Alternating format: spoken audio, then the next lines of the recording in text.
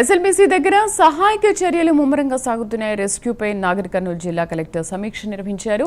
సహాయక చర్యలపై ఆరా తీశారు. కేరళ నుంచి వచ్చిన కుక్కలను అధికారులు టన్నెల్ లోపలికి పంపారు. ప్రమాద స్థలం దగ్గర నీరు బురదను దాటుకుని ముందుకు వెళ్లేందుకు దుంగలను ఏర్పాటు చేశారు.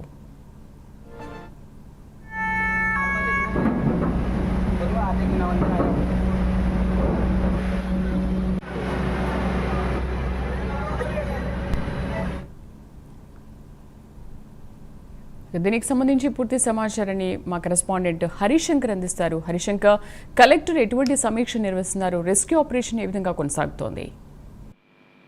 నాగర్ కర్నూలు జిల్లా దోమలపేట వద్ద ఉన్నటువంటి ఎస్ఎల్బీసీ ప్రమాద ఘటనలో చిక్కున్నటువంటి 8 మంది కార్మికుల కోసం రెస్క్యూ ఆపరేషన్ అయితే కొనసాగుతూనే ఉంది. ఎక్కడికక్కడ ప్రమాద ఘటనలు దాటుకొని కూడా వీళ్ళంతా ముందుకు వెళ్లే పరిస్థితి అయితే ఉంది. అయితే ఈ రోజు ఉదయం ఒక డెడ్ బాడీని గుర్తించడం జరిగింది. టీబీఎం టన్నెల్ ఏదైతే ఉందో టీబీఎం మిషన్ ముందు భాగంలో ఒక డెడ్ బాడీ ఉన్నట్లు కూడా తెలుస్తుంది. దీనికి సంబంధించి ఆనవాళ్ళను గుర్తించినటువంటి రెస్క్యూ సిబ్బంది కూడా అక్కడ ఉన్నటువంటి అధికారులకు సమాచారం అందించారు. అదేవిధంగా అక్కడ ఉన్నటువంటి శిథిలాల కింద కూడా మరో కార్మికుడి చెయ్యిని గుర్తించినట్లు కూడా తెలుస్తుంది. అదేవిధంగా డ్రిల్లింగ్ చేస్తూ మృతదేహాన్ని బయటకు తీసేందుకు అయితే పెద్ద ఎత్తున తవ్వకాలతో నిర్వహిస్తున్న పరిస్థితి ఉంది. మొత్తంగా ఈ రోజుతో 16వ రోజు చేరుకున్నటువంటి రెస్క్యూ ఆపరేషన్ పూర్తి స్థాయిలో కూడా ఇటు అధికారులు కావచ్చు, అటు రెస్క్యూ సిబ్బంది ఊపిరి పీల్చుకున్న పరిస్థితి. ఎందుకంటే గత 15 రోజుల నుంచి కూడా ఎటువంటి సమాచారం లేనటువంటి ఈ ఆపరేషన్ లో ఈ రోజు పురోగతి సాధించేందుకు కూడా చెప్పవచ్చు. మొత్తంగా ఈ రెస్క్యూ ఆపరేషన్ సంబంధించినటువంటి ఒకవైపు అధికారులు ఆందోళన వ్యక్తం చేస్తున్నప్పటికీ కూడా ఈ రోజుతో కాస్త కన్వేయర్ బెల్ట్ అందుబాటులోకి రావడం, టీవీఎం మిషన్ పూర్తి కటింగ్ కావడంతో కూడా అందరూ ఊపిరి పీల్చుకున్న పరిస్థితి ఉంది. అదేవిధంగా నాగర్ కర్నూలు జిల్లా కలెక్టర్ అయినటువంటి బదావాస్ సంతోష్ తో పాటు ఎస్పీలు వైభవ్ గైక్వాడ్ రఘునాథ్ తో పాటు ఎస్ఎల్బీసీ టన్నెల్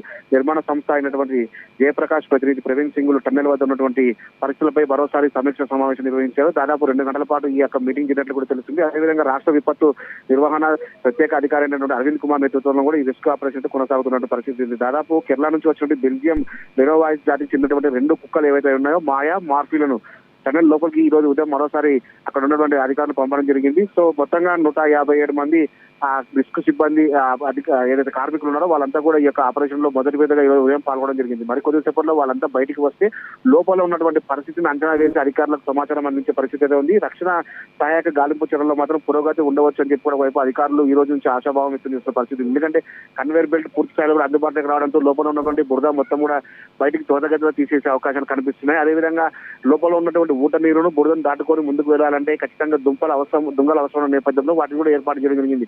మొత్తంగా ఈ రెస్క్యూ ఆపరేషన్ లో పాల్గొంటున్నటువంటి ఏదైతే కార్మికులు ఉన్నారో ఈ కార్మికులకు సంబంధించి నిన్న మంత్రి ఉత్తమ్ కుమార్ రెడ్డి అక్కడ ఉన్నటువంటి కార్మికులతో మాట్లాడడం జరిగింది. త్వరితగతిన ఏ అవసరం ఉన్నా ప్రభుత్వం తరఫున అన్ని సహాయక చర్యలు చేపట్టడానికి మేమంతా రెడీగా ఉన్నామని చెప్పి కూడా తెలియజేస్తున్న నేపథ్యంలోనే ఈ రోజు నుంచి రెస్క్యూ ఆపరేషన్ త్వరితగతిన పూర్తి చేసే అవకాశాలు కనిపిస్తున్నాయి. మొత్తంగా మరో 2 రోజుల పాటు ఈ రెస్క్యూ ఆపరేషన్ పూర్తయితే ఖచ్చితంగా లోపల ఉన్న డెడ్ బాడీని బయటకు తీసి వాళ్ళ కుటుంబ సభ్యులకు అప్పగించే అవకాశం అయితే కనిపిస్తుంది.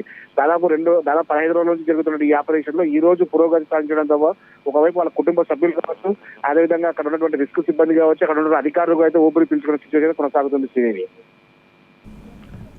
Thank you Harishankar.